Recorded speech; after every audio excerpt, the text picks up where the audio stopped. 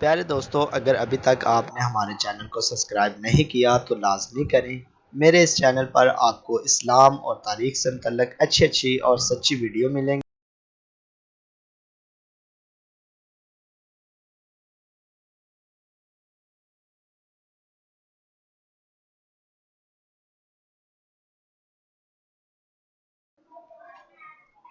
بسم اللہ الرحمن الرحیم۔ بنی اسرائیل میں ایک بہت ہی عابد شخص تھا جس نے اپنے بیوی بچوں کو چھوڑ کر رہبانیت اختیار کر لی اور سمندر میں ایک چٹان پر چھپر بنا کر اللہ کی عبادت میں مصروف ہو گیا۔ شریعت محمدی صلی اللہ علیہ وآلہ وسلم میں رہبانیت اختیار کرنا جائز نہیں۔ سابقہ امتوں میں یہ جائز تھا۔ اللہ تعالیٰ نے اس کے کھانے پینے کے لیے اس چٹان پر یہ انتظام کیا کہ وہاں میٹھے پانی کا ایک چشمہ نکل آیا جس سے اسے ٹھنڈا پانی ملنے لگا، اور وہیں انار کا ایک درخت بھی اللہ نے اگا دیا جس سے بڑے بڑے انار اس کو ملنے لگے۔ وہ روزانہ ایک انار کھاتا اور ایک گلاس پانی پی لیتا اور سارا دن اور ساری رات عبادت میں مصروف رہتا۔ اس شخص نے 500 سال کا عرصہ اسی طرح گزارا۔ جب اس کے انتقال کا وقت آیا تو اس نے اللہ تعالیٰ سے دعا مانگی کہ اے اللہ، میری ساری زندگی تیری عبادت میں گزری ہے، اب میرا آخری وقت آ پہنچا ہے۔ میری خواہش ہے کہ جب میری موت آئے تو میں سجدے کی حالت میں ہوں اور میرے بدن کو تو تا قیامت محفوظ رکھنا، تاکہ جب میں قیامت کے دن اٹھایا جاؤں تو سجدے کی حالت میں اٹھوں۔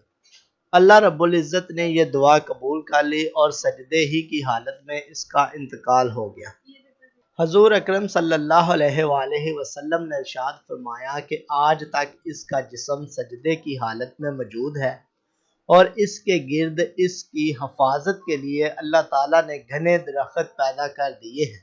لوگ اس جگہ جاتے ہوئے گھبراتے ہیں، اگر لوگوں کی رسائی اس مقام تک ہو جاتی تو وہ مقام پوجا پاٹ کا مرکز بن جاتا۔ اللہ تعالیٰ نے وہاں بڑے بڑے اور گھنے درخت اگا کر لوگوں کے دلوں میں اس جگہ کی ہیبت پیدا کر دی تاکہ لوگ شرک میں مبتلا نہ ہو جائیں۔ نبی کریم صلی اللہ علیہ وآلہ وسلم نے فرمایا کہ مرنے کے بعد بارگاہ الہی میں جب اس کی پیشی ہوئی تو اللہ تعالیٰ نے ارشاد فرمایا، میرے بندے، میں نے اپنے فضل و کرم سے تجھے بخش دیا، اور ملائکہ کو حکم دیا کہ میرے اس بندے کا نام جنت کے اعلیٰ مقام میں لکھ دو۔ اس عابد کے دل میں خیال پیدا ہوا کہ میں نے 500 سال تک عبادت کی، بیوی بچوں کو چھوڑ دیا اور ساری دنیا سے بے نیاز ہو کر سمندر کی چٹان پر بیٹھ کر عبادت میں مصروف رہا، اور آج اللہ تعالیٰ فرماتے ہیں کہ میں نے تجھے اپنے فضل سے بخش دیا، تو میری وہ عبادت کہاں گئی؟ کم از کم میری دلجوئی کے لیے ہی کہہ دیتے کہ تیری نمازوں، تیرے روزوں اور تیرے ذکر و فکر کی بدولت تجھے بخش دیا، بلکہ اس قدر عبادت و ریاضت کے باوجود کہا جا رہا ہے کہ ہم نے اپنے فضل سے تجھے بخش دیا۔ گویا میری ساری عبادت بیکار گئی۔ اللہ رب العزت جو دلوں میں پیدا ہونے والے خیالات کو بھی جانتا ہے، اس نے فرشتوں کو حکم دیا کہ بجائے جنت کی طرف لے جانے کے اسے جہنم کی طرف لے جاؤ، لیکن اسے جہنم میں داخل مت کرو، بلکہ جہنم سے 500 میل کے فاصلے پر رکھو، جہاں اس پر اس کو جہنم کی آگ کی تپش شدت محسوس ہو۔ فرشتوں نے حکم کی تعمیل کرتے ہوئے اسے وہاں پہنچا دیا۔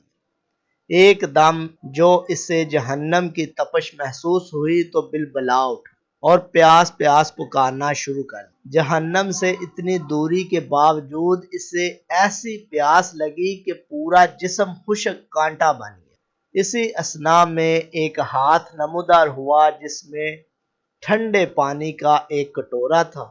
یہ عابد دوڑا کہ اے اللہ کے بندے، مجھے پانی پلانا، پیاس کی شدت نے مجھے بے حال کر دی۔ وہ ہاتھ پیچھے ہٹ گیا اور آواز آئی کہ یہ پانی تو تجھے مل جائے گا، مگر اس کی قیمت ہے۔ عابد نے کہا کیا قیمت ہے؟ جواب ملا 500 سال کی عبادت۔ عابد نے کہا کہ پھر مجھے پانی پلا دو، میرے پاس 500 سال کی عبادت ہے اور بڑی خالص عبادت ہے، اس میں کسی قسم کا نفاق شامل نہیں، اور اپنی عبادت دے کر ایک کٹورا پانی حاصل کر لیا۔ پینے کے بعد کچھ جان میں جان آئی تو اللہ رب العزت نے فرشتوں سے کہا اس کو واپس لاؤ۔ فرشتوں نے اسے پھر اللہ کے دربار میں پیش کر دیا۔ اللہ رب العزت نے فرمایا اے میرے بندے، اب 500 سال کی عبادت تو نے پانی کے ایک کٹورے کے بدلے میں دے دی، لیکن دنیا میں تو 500 سال تک جو چشمے کا ٹھنڈا پانی پیتا رہا، اس کا حساب دے۔ سمندر کی چٹان پر میں تیرے لیے انار کا درخت لگایا تھا اور تو 500 سال تک اس کا پھل کھاتا رہا، اس کا حساب دے۔ تو نے دنیا میں میری پیدا کردہ ہوا کے جتنے سانس لیے، ان کا حساب دے۔ ان کے بدلے میں تیرے پاس کتنی عبادت ہے۔ ہم نے تجھے صحت دی، دیکھنے کو آنکھیں دی، سننے کو کان دیے، بولنے کو زبان دی، اس کے علاوہ ان گنت نعمتیں میں نے تجھے عطا کی۔ ان تمام نعمتوں کے بدلے میں کتنی نمازیں، کتنے روزے، کتنے نوافل لے کر آیا ہے۔ تو نے 500 سال تک اگر عبادت کی تو اس عبادت کے لیے میں نے ہی تجھے طاقت و ہمت عطا کی۔ اس طاقت کے بدلے میں کتنی عبادت تیرے پاس ہے؟ تجھے عبادت کرنے کی طاقت ہم نے دی، ارادہ ہم نے دیا، توفیق ہم نے دی، دانا پانی ہم نے دیا، پھر بھی تجھے یہ دعویٰ ہے کہ میں نے بہت کچھ کیا اور آج اس کا بدلہ چاہتا ہے۔ ارے تو نے جو کچھ کیا وہ تو سب ہماری مہربانی سے کی، بتا تو نے اپنی طرف سے کیا کیا؟ اگر کچھ ہے تو پیش کر۔ یہ سن کر عابد لرز گیا اور بارگاہ الہی میں عرض کیا یا اللہ، بے شک نجات آپ کے فضل سے ہوتی ہے، کسی کے عمل سے نہیں ہوتی۔ عمل کی تو یہ قدر و قیمت ہے، 500 سال کی عبادت کرے اور بس ایک کٹورا پانی پی۔ اس واقعے میں یہ نصیحت پوشیدہ ہے کہ انسان کو اپنی عبادت و ریاضت پر مغرور نہیں ہونا چاہیے۔ اگر انسان کسی قدر عبادت کا لیتا ہے تو اسے اپنا کمال نہ سمجھے بلکہ اللہ تعالیٰ کا فضل و کرم سمجھے کہ اس نے اسے اپنے دربار میں آنے کی توفیق عطا کی۔ آپ نے دیکھا کہ 500 سال کی عبادت دھری کی دھری رہ گئی اور نجات کا ذریعہ اللہ کا فضل قرار پایا۔ اللہ کے فضل کی علامت انسان کا نیک عمل ہے۔ نیک اعمال اس حقیقت کو ظاہر کرتے ہیں کہ اس شخص پر اللہ کا کتنا فضل ہے، ورنہ اسے ہماری عبادت کی ضرورت نہیں۔ عبادت ہم اپنی بہتری کے لیے کرتے ہیں، بے شک اللہ بے نیاز ہے۔